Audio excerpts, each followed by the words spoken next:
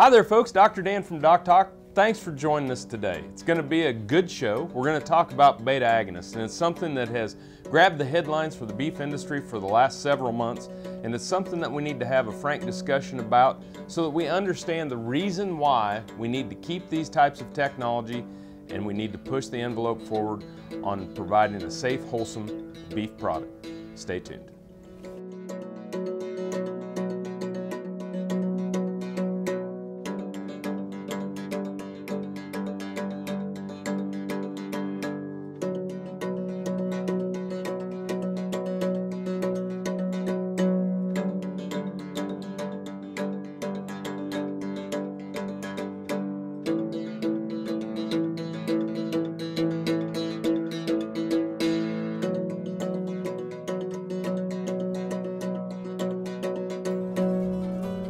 Closed caption brought to you by AgriLabs, the perfect pairing of performance and value. Hi there folks, I'm Dr. Dan Thompson. Thanks for joining me today on DocTalk, and a lot of times we take the opportunity to pull forward some of the issues that are impacting the beef industry and talk about them with you. And one of them that has definitely been on the topic has been beta-agonists. And the first thing I want to just start out with is what are beta-agonists? And beta-agonists are repartitioning agents, so it's a pretty big word. Repartitioning means that it helps the animal partition energy towards producing protein.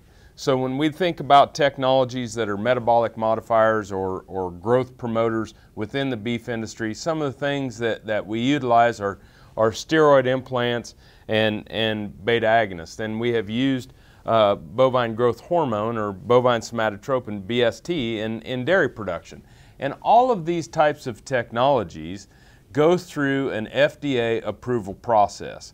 And these FDA approval processes are quite lengthy, expensive, and exhaustive when it looks at the safety of the product, not only for human consumption and establishing some of the guidelines as far as making sure that there are no residues of those products at a residual level that would impact human health, but also that these do not have a negative impact on the health of the animals that we're utilizing them in. So when we look at what FDA does, the Food and Drug Administration, they're going to take these products, they're going to run them through a series of tests to make sure, number one, that they're safe for the animals, safe to make sure that the products that we consume are safe, and thirdly, that they're efficacious, meaning do they make a positive impact on the growth and feed efficiency of the animals that they're being utilized in. And when we start to think about technology, and we start to think about the technologies that are utilized today, when we talk about efficiency, what we're talking about is the pounds of product, pounds of feed or grain that need to be utilized to produce 1 pound of beef. And when we are looking at sustainability, when we're looking at reducing our carbon footprint, these types of technology have not only improved the efficiency to lower the cost and make beef more affordable, but they also decrease the amount of inputs and the amount of carbon footprint that we have in the beef industry as we're producing beef per pound of product that's produced. So these are extremely important products. It's hard for me to explain to a starving world or explain to a world that is trying to improve the efficiency of beef production to produce more protein and more animal protein for their countries, why we would not use these products. But as we move forward with beta-agonists and metabolic modifiers in our discussion today, I want to talk a little bit about their safety, talk a little bit about why we utilize them, and then talk about some of the issues that have erupted over the last several months and how we're taking corrective steps forward to make sure that we're producing that safe, affordable product for you that is wholesome and nutritious.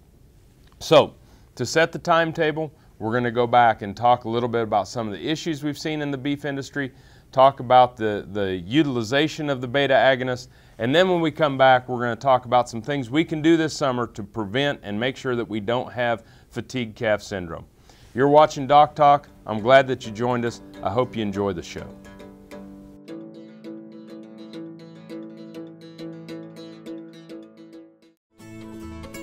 This segment was brought to you by Brute Cattle Equipment, makers of the Brute Stealth Hydraulic Chute. If the chute fits, swear by it. Visit our website for more information. Working your cattle just got easier. Introducing the new Vet Gun delivery system, a new way to apply topical insecticides to your cattle. The Vet Gun lets you remotely treat cattle with effective parasite control, so you can do it from an ATV, on horseback, or just walking among the herd. It's that simple. The proven topical insecticide AML Vet Cap is used with the Vet Gun. It works fast to control horn flies and lice while minimizing stress on your cattle. Fast, easy, effective. Vet Gun. Check with your animal health supplier for availability. Valley Vet Supply is devoted to providing information and professional quality products at reasonable prices. Valley Vet Supply. Got cattle? Rotomix manufactures a complete line of energy-efficient rotary and vertical feed mixers for feedlots, beef production, dairy, and cow-calf operations. Our mixers are available with the patented Generation 2 staggered rotor, the industry standard for feeding wet rations that include wet distiller's grain. Made in the USA, Rotomix mixers are designed for feeding performance that American cattlemen and dairy producers have come to expect. Rotomix, proud to offer a better mix in less time using less fuel. Hello friends, I'm Ernie Rodina. And I'm Dawn Dawson with the Better Horses Radio Show. For over 9 years, we've been bringing the Better Horses Radio Show to markets all across the Midwest. We talk about God, lots about horses. We talk about cows, we talk about horse health, we talk to top trainers, and we even talk about Roy Rogers. We're having a blast with Better Horses Radio Show and would love to take it to a market near you. So visit our website at betterhorsesradio.com and let us or your local radio station know you'd like to hear it in your area. The Better Horses Radio Show is unbelievable.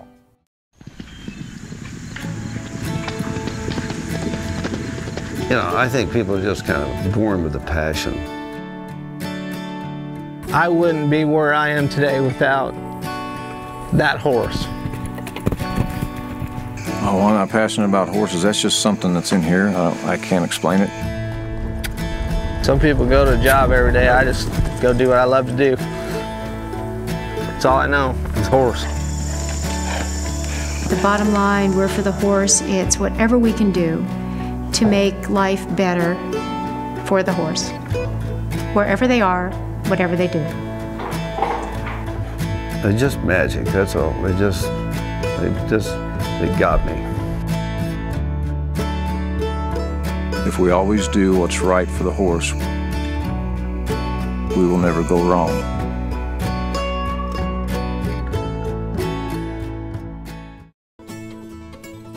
This segment is brought to you by Norbrook Laboratories, manufacturers of Enroflox 100, the newest addition to your arsenal for treating bovine and swine respiratory disease. Hi there folks, welcome back to Doc Talk. Dr. Dan Thompson here from the College of Veterinary Medicine, and we're talking about beta-agonists.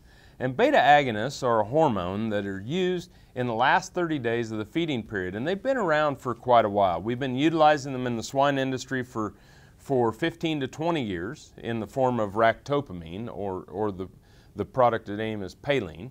And we've been utilizing them in the beef industry for 6 to 10 years, depending on the product. We've had the product Zilpaterol hydrochloride, Zilmax, utilized for the last 6 years, and we've had ractopamine, which is the same product that we've utilized in the swine industry, now in the cattle industry, and that product's name is Optiflex. These products are utilized and fed the last 25 to 30 days of the animal's life. And so what we do is we incorporate these products into the feeding regimen over the last 30 days or into the diet, and the animals consume this product at the feed bump.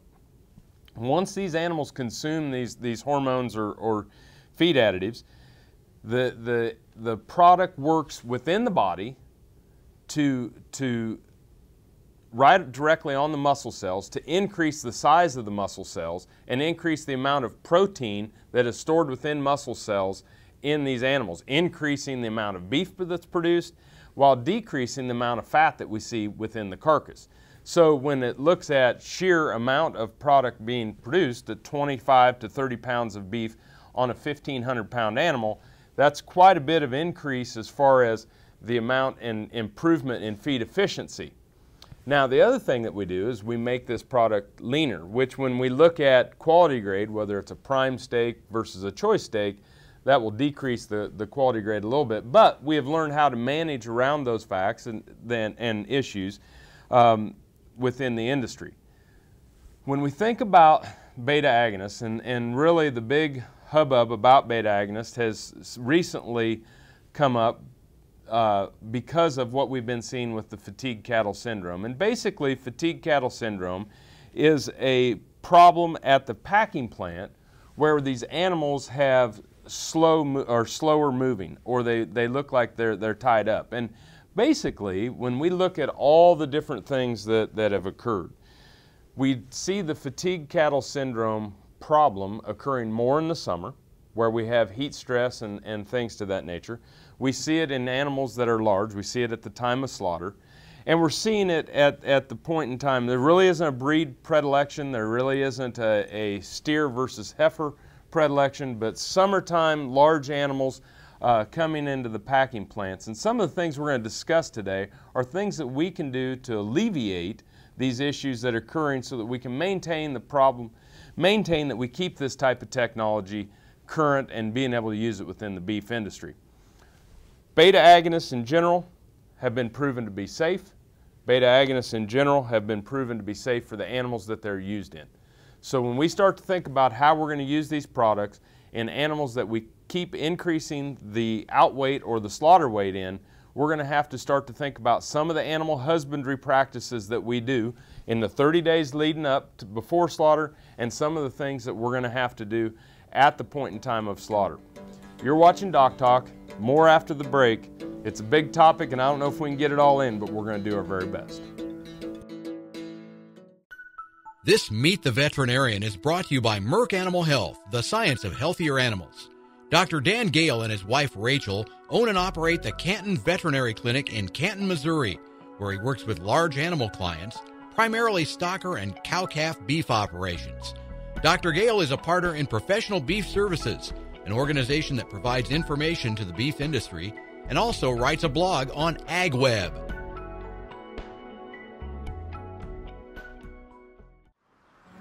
As dependable as the sunrise, in dairy parlors, open pastures, on ranches and feed yards across America, a place where reputation is more than a name, where the science of healthier animals is a way of life.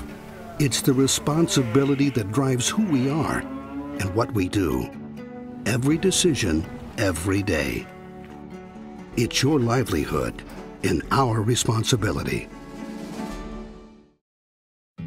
This hog is Hanover hoof for meal made from U.S. soybeans. Now, one hog isn't that impressive, but suppose we add another, and another, and another.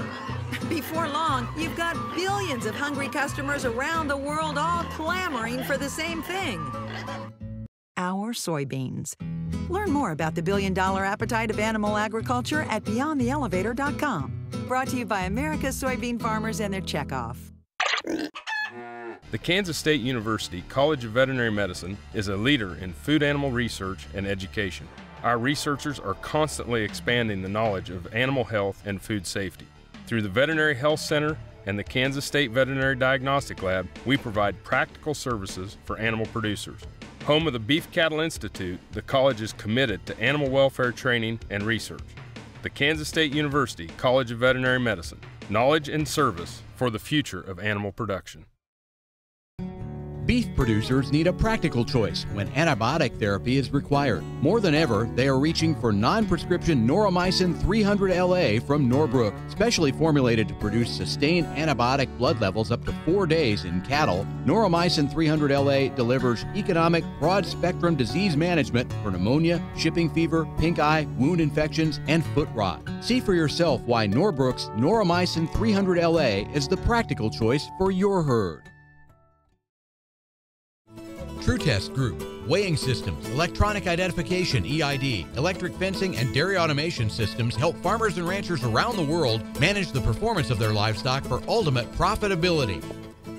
Hi there, folks. Welcome back to Doc Talk. Dr. Dan Thompson here, and we're talking about the issue that has been occurred in the swine industry and occurred in the beef industry, and that's fatigue pig syndrome or fatigue cattle syndrome. And basically, fatigue pig syndrome has been shown to occur in both swine that are consuming a beta-agonist or swine that are not consuming a beta-agonist. As a matter of fact, we've seen it in cattle that were not fed a beta-agonist. And so the beta-agonist issue may be a tipping point or something that when we get to the point in time and we start to think about this stair-stepping of stresses to tip these animals over with the fatigue pig or fatigue cattle syndrome are important to understand. And what fatigue pig syndrome or fatigue cattle syndrome is, as far as a syndrome within animals, it's basically we get these animals that are heavily muscled due to genetics. We get these animals that we feed to a larger outweight, and we have stresses such as heat stress, transportation stress, animal handling, to where these point in time where these animals burn the glycogen stores up within their muscles. And when we have these larger animals with bigger outweights, just like people, larger people don't do as well within heat stress situations, we start to see this fatigue pig syndrome or fatigue cattle syndrome when these animals arrive at the slaughter facility. These animals will be increased in respiratory rate and they will be under duress or stress. These animals will have muscle tremors and they'll be tied up. And the best way I can describe the tying up part of this process is when we go out and exercise, after we haven't exercised for a long time, and we go out and exercise and the next day we wake up and we're sore, we're stiff. Well, that's lactic acid buildup. And as we see this fatigue pig syndrome or this fatigue cattle syndrome, and we see these animals that are slower moving, these animals that are tying up or not able to move as well, although people have reached back to look directly at the beta-agonist, there are many, many different issues that are a part of this process to get the animals to the point. Now, how many animals are being affected? I think that it's very dependent on season. We rarely see this problem during the spring, during the winter, or during the fall. It is basically only a summertime issue that we see it within the animals within the industry, and especially within the beef industry. So again, I want to go back to there's two types of stress that I think that we're going to have to focus on as we move forward this summer with these types of products. And the basically is the first 30 or the last 30 days on feed, which is going to be the long-term stress, and then that point in time in which we ship the animals. And so we're going to talk about that as we go forward. But as far as the last 30 days on feed, I think that we're going to have to go back and evaluate how long we're going to put these animals on feed. Are we going to start to control the outweights of these animals? I know that we have a decreased cow herd numbers, which decreases the number of animals going into the feeding facility with an increased demand for beef. So that puts the pressure on us to feed these animals to a little bit bigger outweight. During the summertime, what types of regimens are we coming forward to make sure that we're alleviating heat stress, whether it's increasing the number of water tanks, putting shade on these cattle, knocking down the weeds, all these different things that we can do on long-term stress. When we come back, I'm going to talk about some of the short-term stressors and again, why we need to keep these types of technology. You're watching Doc Talk, and I'm very thankful that you joined us. Beef producers asked for it, and Norbrook delivers. Introducing new Enroflox 100, the newest addition to your arsenal for treating bovine respiratory disease.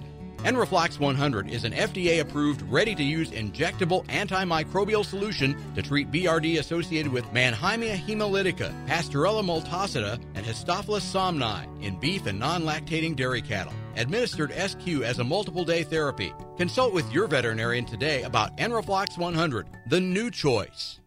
Join the team, the Beef Quality Assurance Team. Getting BQA certified shows you're committed to practices that produce the highest quality beef in the world. And by visiting BQA.org, you can take the online certification course at a time that fits your schedule and from the comfort of your home or office. You'll also find lots of helpful tips on improving animal health and animal handling practices. Get certified, BQA certified, because it's about doing the right thing. Visit BQA.org today and become a member of the BQA team. Hi, I'm Kevin Ochsner, host of NCBA's Cattleman to Cattleman and Colorado Rancher. Join me each week as the National Cattlemen's Beef Association brings you the latest updates in industry information and market news. Plus, each week we provide important educational information and features on cattlemen from across the country just like you. And we can't forget our favorite cowboy poet, Baxter Black. Join me for NCBA's Cattleman to Cattleman, debuting Tuesday nights at 8:30 Eastern, right here on RFD TV. Hi folks, Dr. Dan from DocTalk. Be sure to join me next week on the show as we're going to discuss foot rot in beef cattle. It's a big topic. Be sure to join me here every Monday afternoon at 4:30 p.m. Eastern Standard Time right here on RFD TV. And I'll see you down the road. This segment is brought to you by the Beef Quality Assurance Program and the Kansas Beef Council, improving animal care and beef safety for more than 20 years. Hi there folks, Dr. Dan from DocTalk. Thanks for joining me today to talk about beta-agonists and more specifically fatigue pig syndrome and fatigue cattle syndrome. When we left, we had talked about some of the longer term stresses, the last 30 days, the heat stress, the summertime, the outweights of these animals, which have a huge impact on prevalence of fatigue cattle syndrome or fatigue pig syndrome and the amount of muscling and the genetics that we see in our cattle today. But there's also the short-term stress, or the point in time in which we ship these animals, that is very important to look at the stacking of stressors on these animals to prevent them from exhibiting the clinical signs of fatigue pig syndrome or fatigue cattle syndrome. And some of the things are, and it starts with low-stress cattle handling, properly trained people, proper facilities, making sure that people that are transporting these animals know how to load the animals correctly and transport them to the slaughter facility with the least amount of stress possible. The distance from which these animals are located from their home pen to the loadout. Some people are moving these animals as they get closer to the time of slaughter, moving them to pens that are closer to the loadout facility to alleviate the amount of stress from movement. And then the other one is the time of day. During the summertime, it gets hotter during the middle of the day and cools off during the earlier and later parts of the day. Shipping these animals early during the day before heat stress or the thermal heat index kicks up is vitally important. When I look at the big picture problems with fatigue cattle syndrome, heat stress and stress around moving these animals are the tops. And so when we think about prevention and we think about the importance, why is it important to understand this? Because I don't want to wrongly throw a technology out the window or wrongly not fix the problem if the technology is the problem. But the thing is at this point in time, we simply don't know. And as we move forward within this industry, we can't continue to throw out technologies that have gone through the FDA approval process that are safe, that improve the efficiency of the cattle that we raise. When we start to think about conventionally raised beef, where we utilize the technology such as steroid implants and beta-agonists and insecticides and things to that nature, versus naturally produced beef versus organically raised beef, we have an increase in cost of production of $100 or $200 per head for natural beef versus conventional, and $450 to $600 per head in organically produced beef versus conventional. The American Dietitians Association has said that the only way that we should differentiate organic and natural and conventionally raised beef is the way in which these animals were raised. When you look at quotes from the American Journal of Clinical Nutrition, or you look at the USDA, these products should not be differentiated, organic beef versus natural versus conventional, in wholesomeness, nutritiousness, safety, or anything of that matter. These products, when we look at them, the cost not only increases the production, but it increases the cost of the product dramatically at the counter.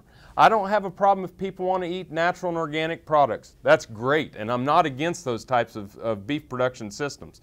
I just don't think that people should tell me that the meat that I put on my table for my family that's raised in a conventional, safe manner is not as safe, as nutrition, or as wholesome as the organic or natural products.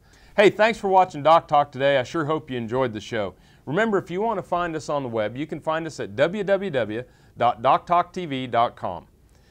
I'm Dr. Dan Thompson from the College of Veterinary Medicine. You've been watching Doc Talk, and I'll see you down the road.